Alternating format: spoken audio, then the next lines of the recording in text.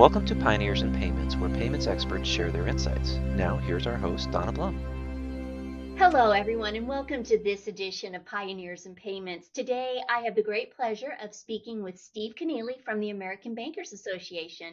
Welcome, Steve. Oh, thanks for having me. Yeah, no problem. So glad you could join us here today. So, Steve, before we get started, would you mind sharing a little bit with our audience about who you are, your background in the payments industry, and then also the work that you do there at the American Bankers Association? Sure. Yeah, I'm a senior vice president of payments policy here at ABA. I've been here for about 18 years. Like a lot of people, got my start in the legacy payments field, checks, ACH, wire, a little bit of debit card work. But for the past, I don't know, 5, 10 years, it's really been shifting towards faster payments and more digital solutions when it comes to payments policy.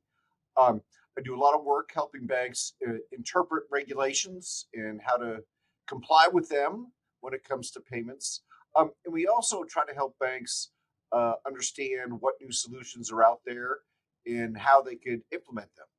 And that's really where the faster payments work comes into play, where we're trying to educate our members about what sort of payments opportunities are out there so they can use them in the best way that fits in with their bank's business model. Do a lot of work, outreach work, and external relations here.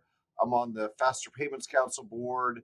I'm on Notch's Payments Innovation Alliance advisory committee, and I'm also on the Clearinghouse's Real Time Payments Network advisory committee. So, pretty broad scope in the payments industry with a little bit of a focus on faster payments. That's great. Well, you are well plugged into the industry, and what your focus is on is so very helpful today. Obviously, with real-time payments and with regulations, they're continuing to evolve, and so it's somewhat of a moving target. I can imagine the banks really do need some help navigating all of that.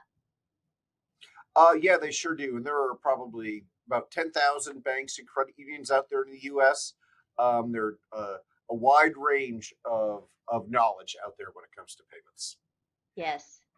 Well, excellent. Okay, so my next question, we're kind of trying to distill all that's happening in the payments industry today for our audience. And we can kind of talk specifically more to a banking audience today, since that's sort of your sweet spot. But what would you say is the top opportunity, or let's go back, what is the top trend in the industry today? Um, well, at least from my perspective, it has to do with moving payments to faster payments rails. The Clearinghouse RTP network has been live for 5 or 6 years. FedNow just came live this summer.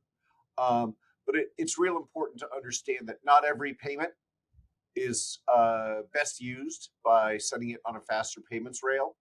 And that's where we're having difficulty, and it's really for a good reason, because our legacy systems work. Our ACH network is great for payroll, for most forms of bill pay, for benefit payments. If you know the amount and you know the date you want to make the payment, it makes sense to use the ACH because it's efficient and inexpensive. So a lot of those payments doesn't make sense to move to faster payments. But for those that are more one-off, or where you'll get real value from getting the money from place to place sooner, I think there's some real opportunity there for banks. Some of the ones that have been that we've seen on the Clearinghouse network, and probably we'll see on FedNow, that have a lot of volume so far, are things like cash outs from Venmo and PayPal, ironically, to banks, cash outs from online gambling sites. You make a bet, you win on Saturday night, you want to get paid on Saturday, so you go out and spend that money. So we see gig workers, someone, an Uber driver that wants to get paid every day. They might opt into that. And the bank that's offering it in those situations may find a revenue source there. If someone's willing to pay to get their money faster, it makes sense. You're providing an enhanced service. Maybe they should pay a fee for that. But the thing that we really need is something to get us over the hump. Those are all great examples, but we have a lot of banks that are on either of the networks, FedNow or the clearinghouse, but a lot of them are in receive only mode. That means that money can come in, but they haven't enabled their customers, whether consumers or businesses, to actually originate payments. And the ironic thing here is the more banks that we get on in receive only mode, the more banks will want to send, because there's a bigger market to send to. So it's a chicken and the egg thing that may take a year or two to sort out. But I think if we could have an application or a payment type that would get a lot of banks to say, oh, at least I have to get on the receive side, that would help the whole process. Um, I'm thinking one item that comes to my attention is IRS tax refunds or state income tax refunds. They make over 100 million payments a year. If the IRS were to start to make those payments that currently are done by ACH, and you can get them days faster by real-time payments, I think that would convince consumers and taxpayers that they need to have an account at a bank that can help them get that money sooner. So, we're looking for the killer app. I don't know if it's IRS tax refunds or something else, but I hope we find it soon. Yes, well, that sounds like it would be an excellent use case. I certainly wouldn't mind getting my refund that much sooner. That is, if I'm getting a refund and not having to pay. Yeah. Well, I think that's such a great point that not every use case is ideally suited for real-time payments, but there certainly are many use cases that would benefit from that speed. So excellent point. So let's move on to my next question. With everything happening in the industry today, and so many, I guess, new technologies and trends and changes, there's a lot of options for banks, right? But what would you say is the top opportunity for banks today? Well, it's sort of my holy grail in this situation. I don't know if it's just a goal for banks, but also all the technology providers out there, is to do whatever we can to eliminate the paper check, because paper checks, even when they are processed efficiently, are expensive and man hour intensive. Um, and they also have the highest rate of fraud of any payment type that's out there. So, but the real challenge is uh, how easy checks are to use. You don't need to know someone's account number. You don't even need to know their email address. You just need to know their name, and you can make a payment to them.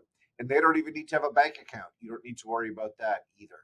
So I don't know how we're going to get to the solution of eliminating the paper check, but I think it really should be a goal Hmm. for every participant in the industry, because we are fantastic, meaning the industry, about creating new payment types, but we're not very good at retiring them.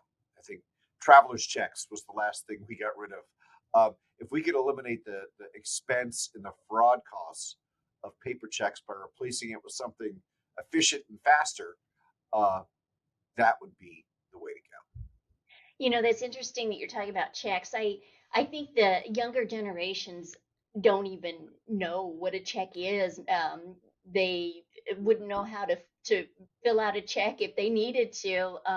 But businesses still tend to use checks for making payments pretty predominantly. I think at least. Yeah, So yeah, and I think that's what all the industry surveys show. I mean, there are consumers that write a lot of checks, but consumers aren't the ones demanding to get paid the most, right. like small businesses are. And I think it's really a case of they're used to it working one way, and they know how to get paid. They know how to make payments out using paper checks. They get a lot of good invoice information stapled to the check that they need. And it's going to take a, a commercial service or product for them to implement to get to upgrade their old back office. Right. And for many of them, honestly, if it's got to cost them $10,000 to upgrade their software or their people, they might just say that's not worth it. But that's not to say we shouldn't be trying to make it as easy as possible for them Right. to move into the modern era. Right. I agree with you there. Yeah. So that's the top opportunity. What would you say is the biggest challenge that organizations, financial institutions that are processing payments are facing today? I think a lot of it is educating the users of faster payments. Because the great thing about faster payments is that they're fast and they're final. And what a lot of people don't understand is that final means final. These are authorized push credits that are going out the door. There's no uh, there's no way to conduct a chargeback or a reversal. Once it's gone, it's gone. And people receiving the payments love that. People that get tricked into sending a payment to someone they shouldn't, or type in the wrong number by mistake, it gets a little more problematic to try to fix the situation. So no matter how often we tell people, only send these payments to people only send them to people you trust.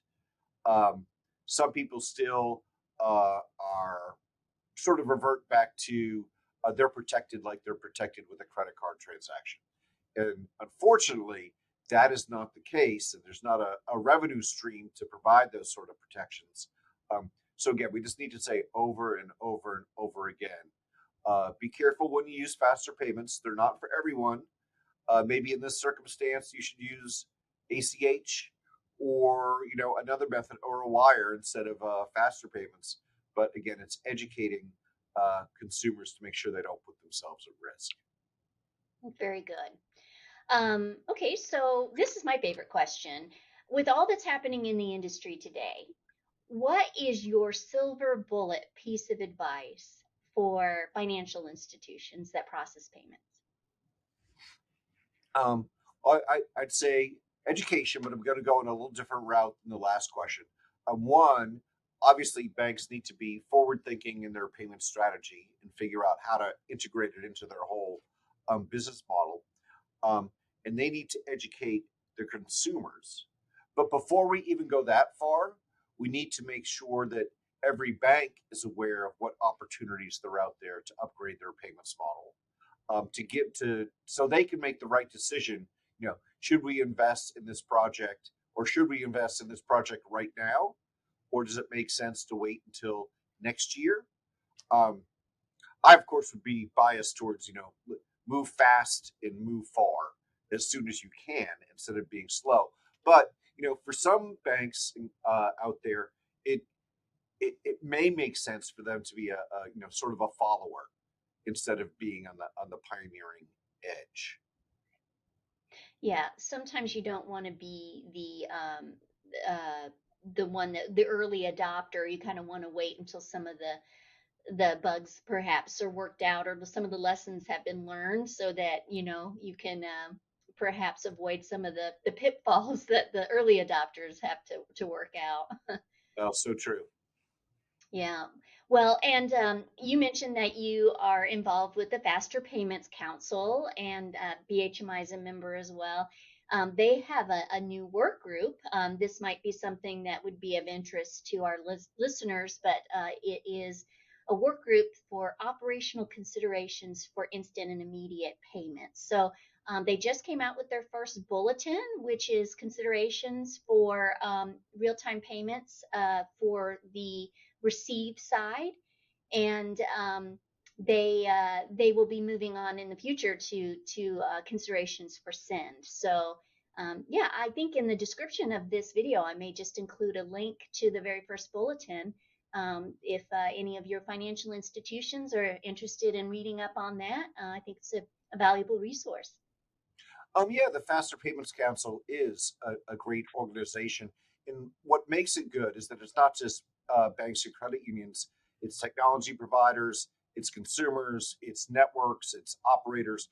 It's getting everybody into one room to see what they can do to help the entire industry. So I really encourage people to take a look at them, go to their website. check them out. There's a lot of stuff available to non-members as well as members, but really you get as much out of it as you put into it. So we find that most people that are the people and organizations that are most active on the numerous work groups are the ones that get the most benefit out of membership. Yeah, wonderful. Well, before I let you go, Steve, though, I do want to make sure that our audience knows how to maybe get in touch with you and to learn more about the American Bankers Association. Sure. I guess the first place you should go is our website, which is www.aba.com. And you can find information on payments or basically any other topic related to banking on there.